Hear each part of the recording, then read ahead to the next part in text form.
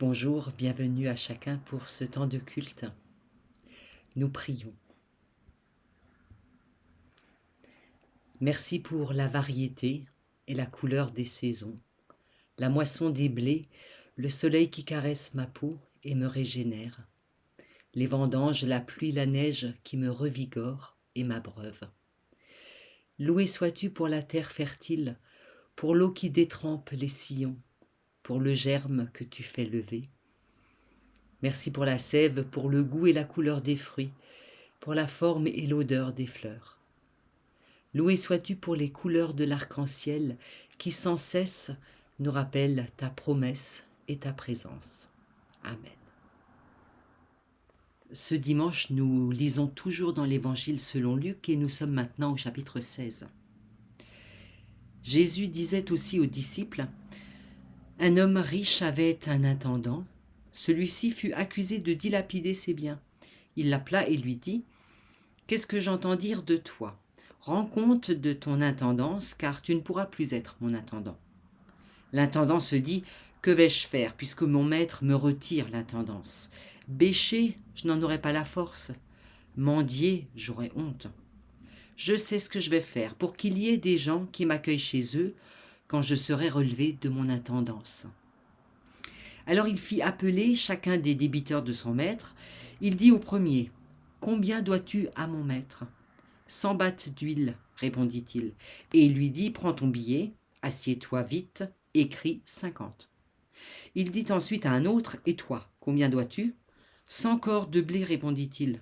Et il lui dit : « Prends ton billet et écris 80. » Le maître félicita l'intendant injuste parce qu'il avait agi en homme avisé. Car les gens de ce monde sont plus avisés dans leur rapport à leurs semblables que les fils de la lumière. Eh bien moi je vous dis, faites-vous des amis avec le mammon de l'injustice, pour que quand il fera défaut, il vous accueille dans les demeures éternelles. Celui qui est digne de confiance dans une petite affaire est aussi digne de confiance dans une grande. Et celui qui est injuste dans une petite affaire est aussi injuste dans une grande. Si donc vous n'avez pas été digne de confiance avec le mammon injuste, qui vous confiera le bien véritable ? Et si vous n'avez pas été digne de confiance pour ce qui appartenait à quelqu'un d'autre, qui vous donnera votre propre bien ? Aucun domestique ne peut être esclave de 2 maîtres. En effet, ou bien il détestera l'un et aimera l'autre, ou bien il s'attachera à l'un et méprisera l'autre. Vous ne pouvez pas être esclave de Dieu et de Mammon. Les pharisiens amis de l'argent écoutaient cela et tournaient Jésus en dérision. Il leur dit : Vous vous faites passer pour juste devant les hommes. Mais Dieu connaît votre cœur, car ce qui est élevé aux yeux des gens est une abomination devant Dieu. Jusqu'à Jean, c'était la loi et les prophètes. Depuis, le royaume de Dieu est annoncé comme une bonne nouvelle, et chacun use de violence pour y parvenir. Or, il est plus facile pour le ciel et la terre de passer que pour un seul trait de lettre de la loi de tomber. Quiconque répudie sa femme et en épouse une autre commet l'adultère, et celui qui épouse une femme répudiée par son mari commet l'adultère. Luc ne nous a pas habitués à ça. D'habitude, il nous donne des textes qui sont bien construits, qui sont cohérents, plutôt pédagogiques. Et là, cette semaine, on a l'impression d'une corbeille à papier là, qui a été renversée sur notre bureau, et puis on a des papiers éparses, avec des idées, des sujets qui n'ont rien à voir, a priori, les uns avec les autres. Donc on part d'une parabole sur l'argent. On sait que l'argent est un thème qui intéresse beaucoup Luc. Après, on a une attaque contre les pharisiens, très dure, avec des mots abomination qui sont vraiment terribles. Et puis, on finit sur la question du mariage. Est-ce qu'il peut être rompu ou pas ?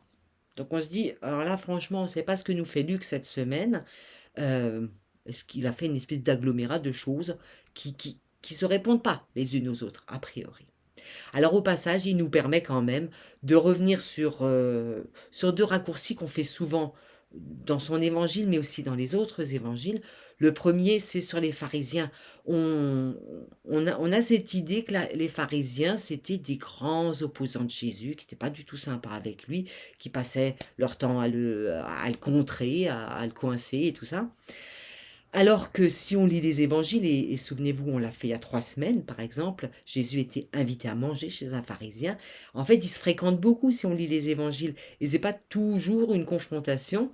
Il y a là, en tout cas, quelque chose qui les unit, c'est l'amour des Écritures, de la Torah. D'un côté comme de l'autre, il y a une recherche, une étude de la Torah. On sait que les pharisiens écoutaient très souvent Jésus parce qu'il donnait un enseignement qui les fascinait, je pense même. Et puis les pharisiens ne sont pour rien dans la mort de Jésus, je le disais il y a 3 semaines, c'est pas eux qui l'ont mis au tribunal, c'est pas eux qui l'ont condamné. Et puis donc on a un autre raccourci qu'on fait souvent, qui est mentionné ici, donc je vais m'arrêter un peu dessus, c'est la question du mariage. C'est pas la seule fois où Jésus parle de mariage, et on a priori cette idée que Jésus affirme que l'indissolubilité du mariage.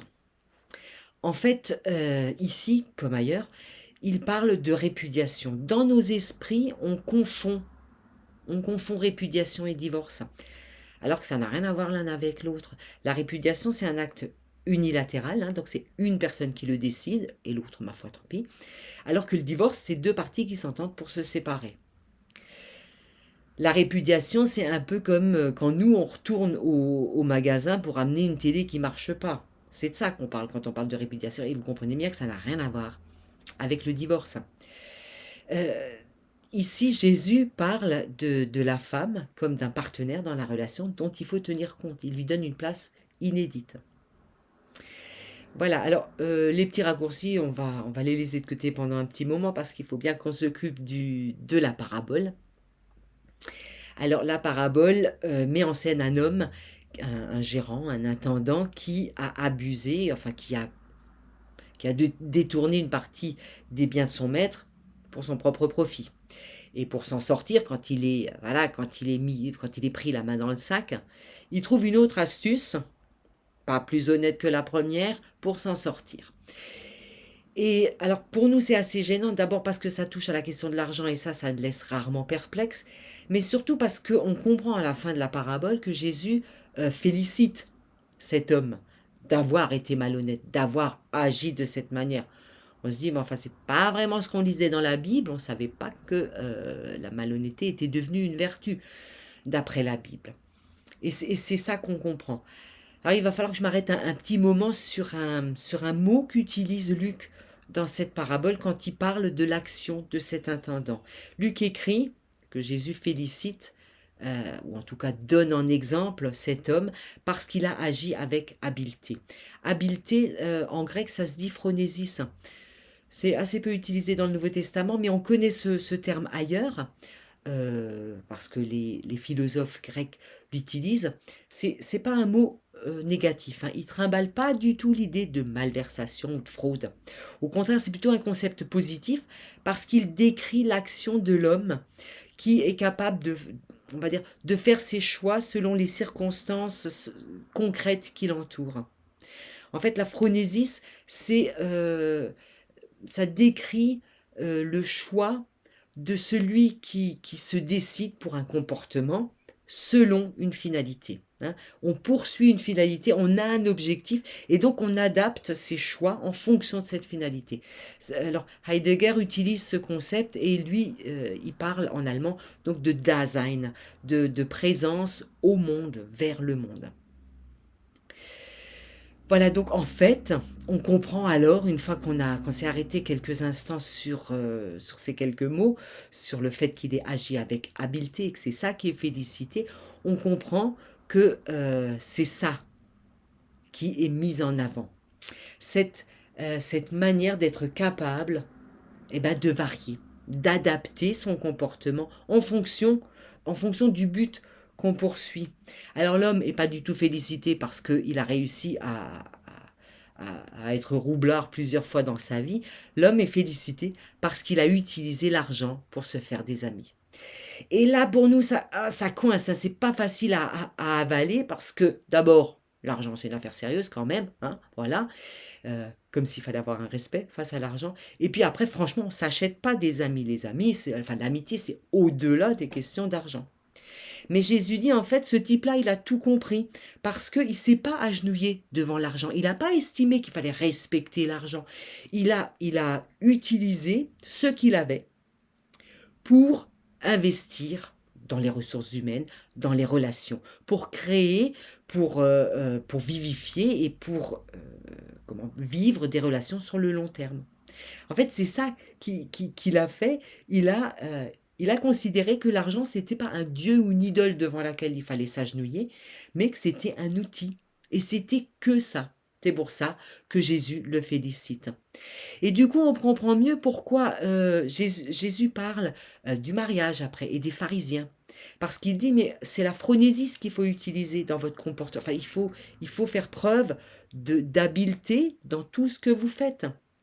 Dans votre manière de lire la loi, c'est pas un truc immuable et invariable qui doit être absolument respecté d'éternité en éternité. Non, il faut la lire avec habileté, en fonction de ce qui vous arrive. Il faut vous décider dans un objectif et selon les circonstances qui vous entourent. Pour le mariage, c'est la même chose. Le mariage, il a été mis en place pourquoi? Pas pour le bien personnel de l'homme, il a été mis en place pour qu'une relation puisse s'instaurer. L'objectif est là. L'objectif, c'est la relation à Dieu, la relation aux autres. Donc, qu'est-ce qu'on fait pour créer cette relation, pour la maintenir, pour la faire vivre? Le but est là. Du coup, l'argent, c'est qu'un outil. La loi, c'est qu'un outil. Et la manière dont on vit les uns avec les autres, c'est que des outils pour faire vivre la relation. Il n'y a que ça qui compte. On pourrait dire en français faire feu de tout bois, parce que il faut considérer que le plus important, c'est la relation. En fait, la Bible est traversée d'exemples où la loi est adaptée, où elle est modifiée, parce que le plus important, c'est de faire vivre. L'histoire de Noé, par exemple, Dieu décide Dieu décide de détruire toute la création parce qu'il n'en peut plus de la méchanceté de l'homme. Et puis quand même, il met en place un canot de sauvetage pour Noé et sa famille, etc., et des animaux. Euh, la loi impose de tuer une femme qui a été prise en flagrant délit d'adultère. Hein, Jésus leur dit, mais attendez, la loi, c'est pas juste ça. Et hop, la femme, elle est renvoyée pour vivre. La loi ne peut être qu'un outil. C'est à nous de la prendre en compte, mais tout en prenant en compte aussi les circonstances qui nous entourent, dans une certaine perspective, dans l'objectif de faire vivre. Parce qu'en définitive, qu'est-ce qui reste à la fin? C'est les relations. C'est ça qui nous fait vivre. Les relations avec Dieu, avec les autres. Prions ensemble. Seigneur, empêche-nous de nous égarer dans des rêveries qui nous feraient oublier la terre. Préserve-nous de rechercher en toi le Dieu des dieux, le Seigneur de l'univers immense, le Maître du temps et de l'éternité, et non le Père qui intervient dans nos existences quotidiennes, qui nous demande de l'aimer en le servant et en servant nos frères, les hommes, qui attend que nous nous engagions, ici et maintenant, à vivre les enseignements de l'Évangile. Toi qui es descendu du ciel sur la terre, dans la personne de Jésus-Christ, son Fils, pour sauver les hommes, délivre-nous de la tentation permanente que nous avons de remonter de la terre au ciel, en oubliant ce que nous avons à faire ici-bas, où tu nous as placés pour faire ta volonté. Que ta volonté soit faite sur la terre comme au ciel. Amen. Le Seigneur nous bénit et nous garde, que sa paix nous habite, que sa force nous porte, que son amour nous guide. Allons dans la joie qu'il nous donne. Bon dimanche à tous.